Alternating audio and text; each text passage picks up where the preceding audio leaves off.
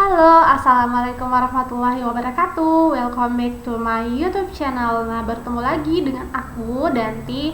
Nah, di video kali ini kita akan ngebahas mengenai materi ruang lingkup biologi.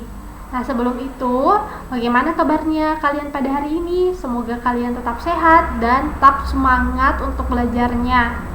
Dan jangan lupa protokol kesehatan. Nah, kita langsung saja ke slide-nya.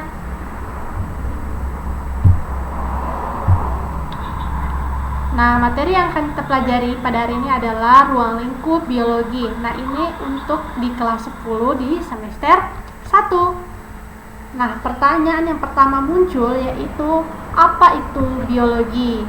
Nah, kata biologi ini sering kalian dengarkan, apalagi untuk siswa yang mengambil mata pelajaran IPA.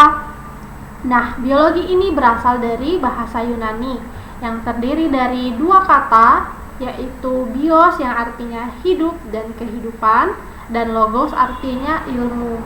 Jadi, biologi adalah ilmu yang mempelajari makhluk hidup atau organisme hidup. Nah, selanjutnya masuk ke ciri-ciri biologi. Nah, yang pertama adalah memiliki objek kajian yang nyata dan konkret.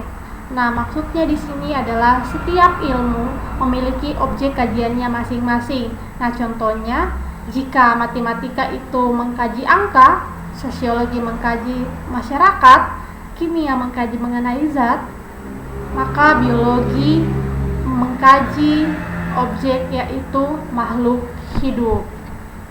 Nah, ciri yang kedua adalah bersifat sistematis. Nah, sistematis di sini artinya dikerjakan sesuai dengan sistem atau standar yang terencana dan terstruktur. Nah, ciri yang ketiga adalah memiliki metode ilmiah yang jelas. Nah, maksudnya di sini adalah metode ilmiah adalah suatu metode atau cara untuk memecahkan suatu masalah dengan langkah-langkah tertentu, sistematis, logis, dan empiris. Nah, hal ini mengandung arti bahwa langkah-langkah yang dilakukan harus sesuai dengan urutannya, tidak boleh dibolak-balik atau ditukar. Nah, masuk ke ciri yang keempat,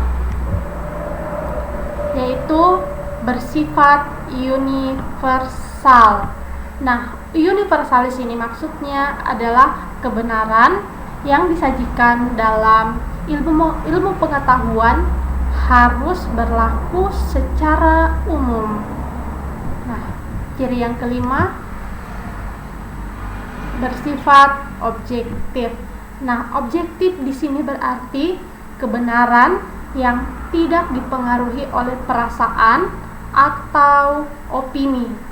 Nah, dalam biologi, kebenaran atau temuan yang diakui adalah murni hasil penelitian ilmiah. Namun ini belum menjadi kebenaran jika tanpa pembuktian ilmiah.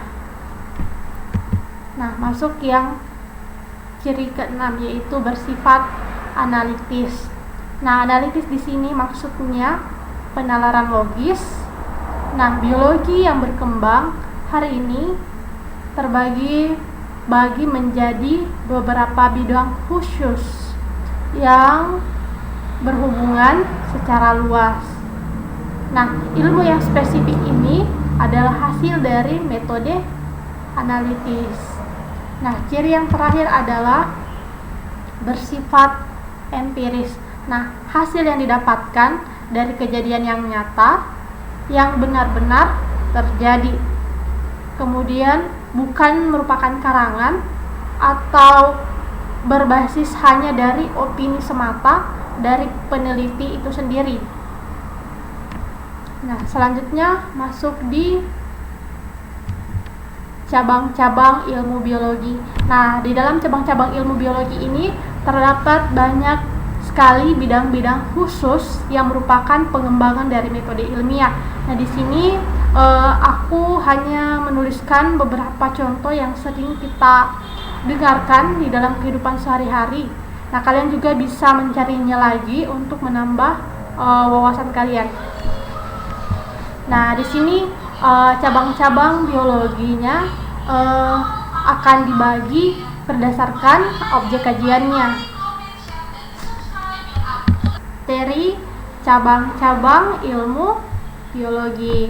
Nah, di sini aku sajiin beberapa saja dalam bentuk tabel. Nah, di sini didasarkan menurut objek kajiannya. Nah, pertama itu ada bidang anatomi. Nah, di sini berfokus pada ilmu mengenai struktur tubuh bagian dalam dari makhluk hidup. Nah, bakteriologi. Nah, dari namanya saja pasti kita udah tahu bahwa ini mengkaji mengenai bakteri.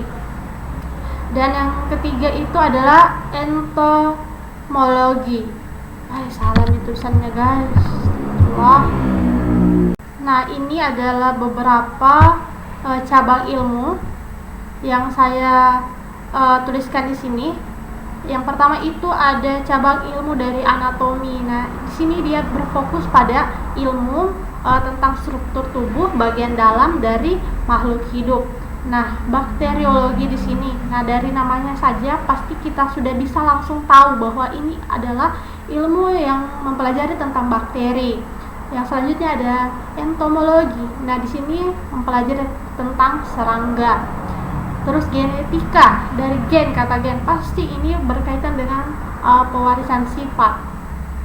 Terus ada imunologi, imun, berarti ini berkaitan dengan sistem kekebalan tubuh. Selanjutnya morfologi. Nah, ini berkaitan dengan bentuk atau ciri luar dari hewan atau makhluk hidup. Terus ada taksonomi. Itu dia mengenai penggolongan makhluk hidup. Terus ada virologi. Nah, ini mempelajari tentang virus. Terus ada zoologi. Ini berkaitan tentang hewan. Dan masih banyak lagi cabang-cabang ilmu biologi yang lain. Nah, kalian bisa cari sendiri ya. Kita lanjutkan ke manfaat mempelajari biologi.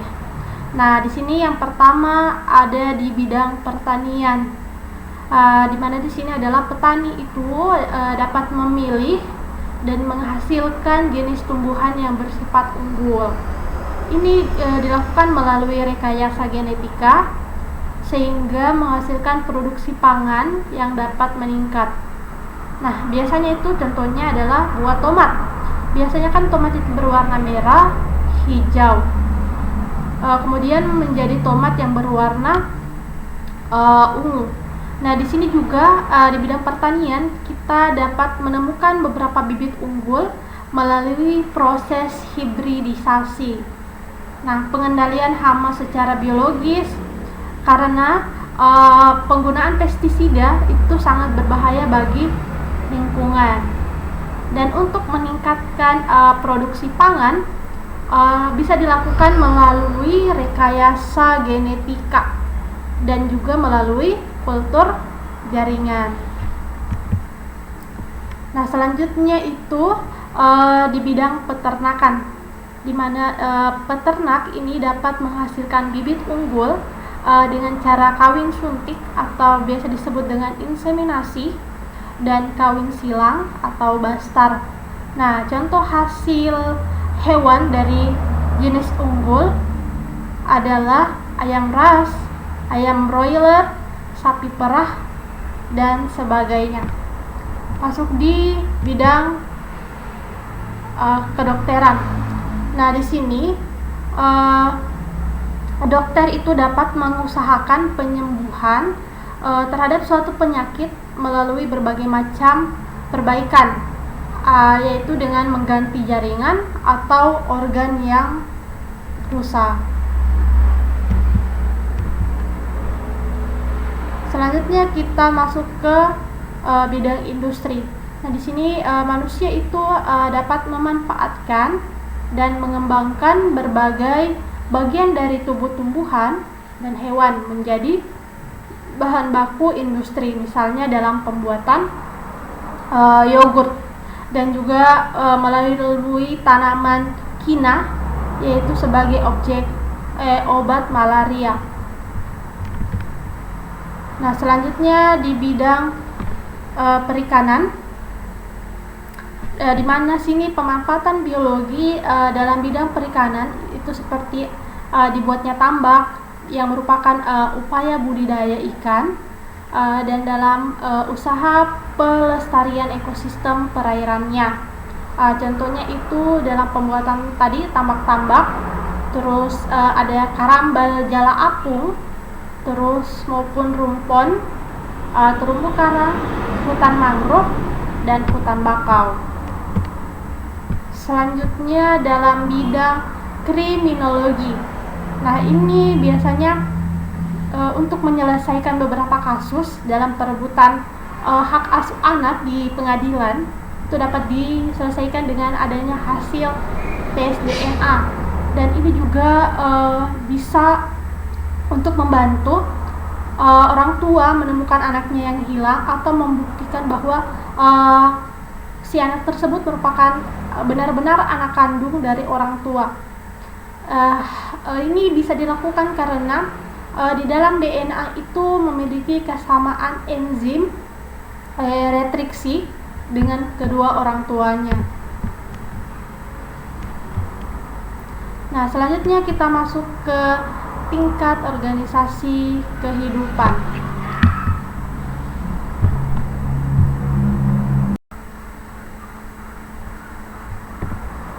Nah, selanjutnya kita masuk ke tingkat organisasi kehidupan. Nah, di sini kita mulai dari yang paling kecil, yaitu ada yang disebut dengan molekul. Nah, molekul ini merupakan bahan kimia dasar penyusun kehidupan. Contohnya itu ada asam nukleat yang berupa DNA atau RNA. Setelah itu ada namanya sel. Nah, sel ini pasti kita sering dengar, dimana adalah bagian terstruktur dan fungsional terkecil dari makhluk hidup. Nah, contohnya itu pada sel prokariotik, sel eukariotik, sel hewan, dan sel tumbuhan. Selanjutnya ada jaringan. Nah, jaringan di sini merupakan kelompok sel yang sejenis yang memiliki bentuk serta fungsi yang sama.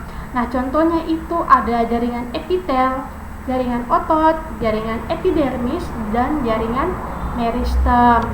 Selanjutnya ada namanya organ.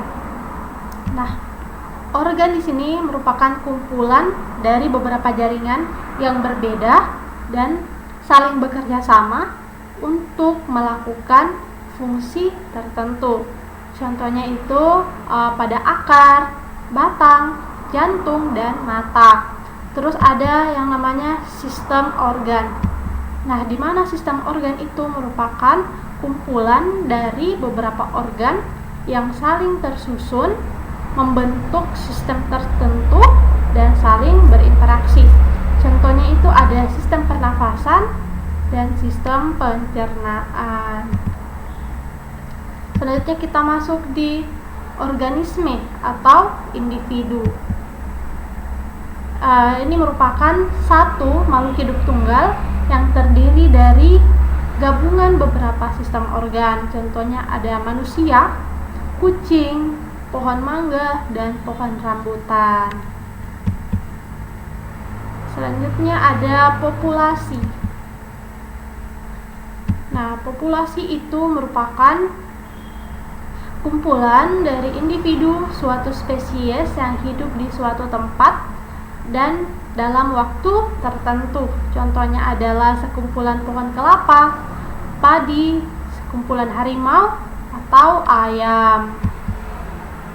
Selanjutnya, komunitas adalah seluruh makhluk hidup yang hidup di suatu daerah tertentu. Misalnya komunitas sawah, komunitas kolam, komunitas kebun. Nah, itu. Selanjutnya adalah ekosistem. Ini merupakan terkumpulnya berbagai macam makhluk hidup dan makhluk tak hidup yang terdapat di suatu daerah tertentu serta saling berinteraksi satu sama lain. Contohnya dalam proses rantai makanan atau piramida makanan. Selanjutnya ada biosfer. Nah, biosfer ini merupakan organisasi kehidupan yang paling tinggi yang terdiri dari beragam jenis makhluk hidup yang ada di dalamnya. Contohnya itu ada tundra, taiga, padang rumput, hutan gugur, gurun, dan hutan hujan tropis. Nah, selanjutnya kita masuk di metode ilmiah. Nah, ada beberapa tahapan yang ada di dalam metode ilmiah. Yang pertama itu ada namanya merumuskan masalah. Nah, di dalam merumuskan masalah ini kita biasanya menggunakan 5W tambah 1H. Nah, kalian pasti sudah tahu apa itu 5W 1H. Nah, ini adalah beberapa contoh pertanyaan dari 5W tambah 1H. Yang pertama itu, apakah cahaya matahari dapat mempengaruhi pertumbuhan kecambah? Terus yang kedua, mengapa cahaya matahari dapat mempengaruhi pertumbuhan kecambah? Yang ketiga, bagaimana cahaya matahari dapat mempengaruhi pertumbuhan kecambah? Nah, setelah kita melewati proses yang pertama atau tahapan yang pertama, selanjutnya kita masuk ke tahapan yang kedua, yaitu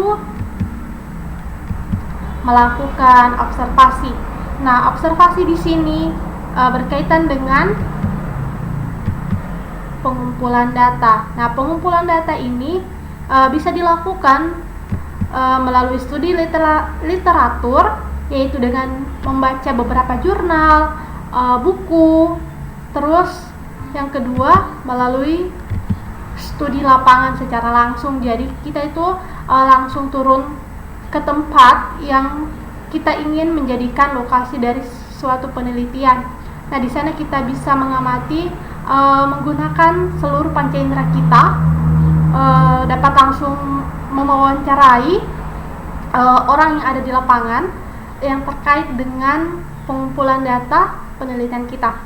Selanjutnya yang ketiga, hipotesis. Nah, hipotesis ini biasa kita kenal dengan dugaan sementara.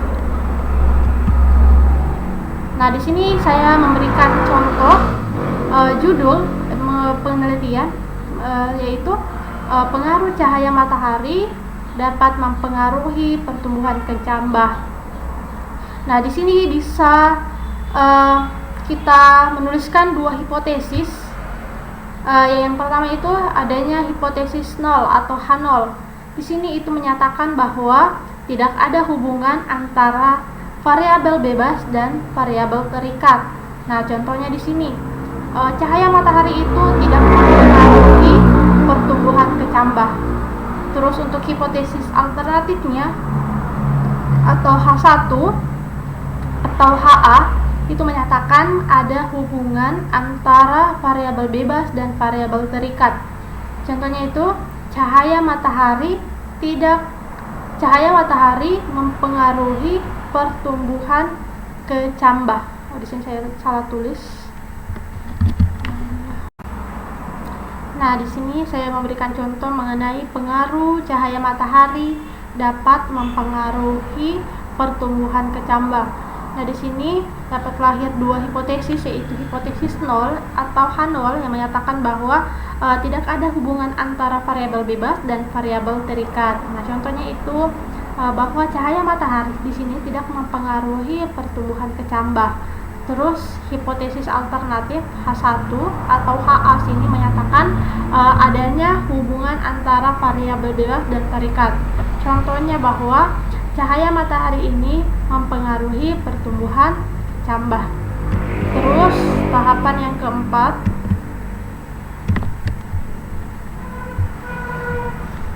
yaitu eksperimen atau percobaan.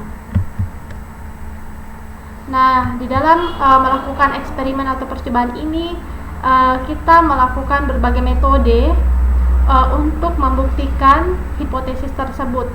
Dan di sini juga ada variabel, baik itu variabel bebas, variabel terikat, dan variabel kontrol. Nah, di sini di mana variabel kontrol di sini adalah variabel yang pengaruhnya dinetralkan. Terus variabel bebas atau independent variable adalah penyebab. Terus variabel terikat atau dependent variable merupakan hasil atau output.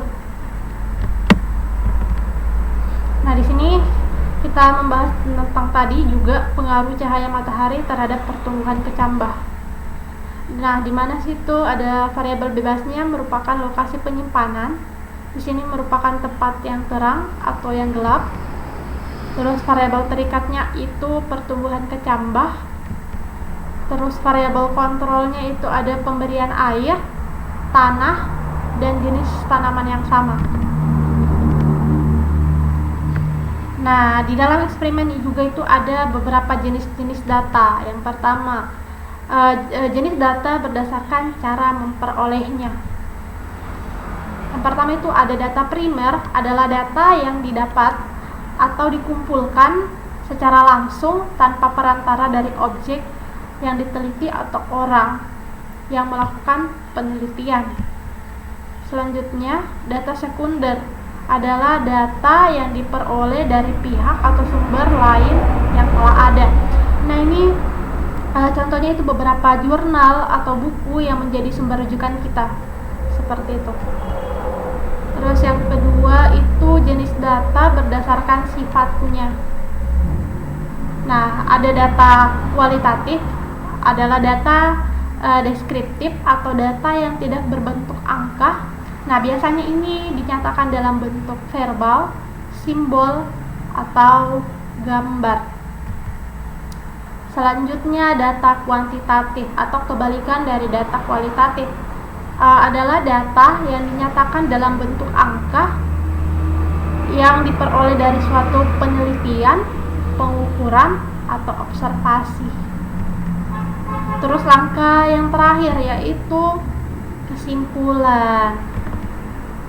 Nah, di mana kesimpulan itu harus dapat menjawab tujuan dari suatu penelitian yang dijelaskan secara ringkas, tepat, dan padat. Nah, di mana kalau di tujuan itu ada 2 poin, maka di kesimpulan juga harus terdapat 2 poin. Tidak boleh 3 atau 1. Ya, seperti itu. Nah, jadi itulah materi dari ruang lingkup biologi.